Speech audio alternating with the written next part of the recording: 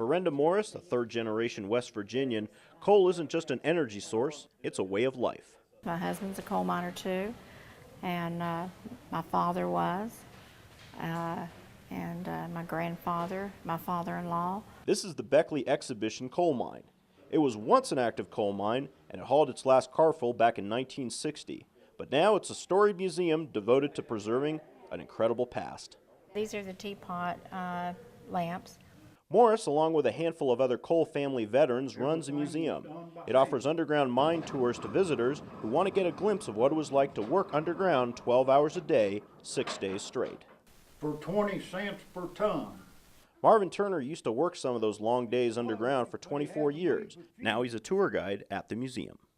All my life it's been coal mining, and I just couldn't hardly imagine West Virginia not have coal mining. But change is coming to West Virginia coal country. While coal is still a $3.5 billion business in the state, in Raleigh County, there are more people employed in the tourism and hospitality industry than in mining. And the number of coal miners in the state have dropped from more than 55,000 in the 1980s to about 18,000 today. And Washington may speed that pace of change after cap and trade passes, making coal-fired power plants more expensive to operate. More than half of U.S. electric plants are powered by coal, meaning they'd have to switch to solar, natural gas, or even wind. We had this economic study done. What would happen if we put a wind farm up here instead? And that's just what activist Vernon Haltom of the anti-coal group Coal Mountain Watch wants to see in this valley instead of mountaintop mining. He lives right down the road from this Massey Energy plant, which he says spreads coal and blasting dust throughout the region.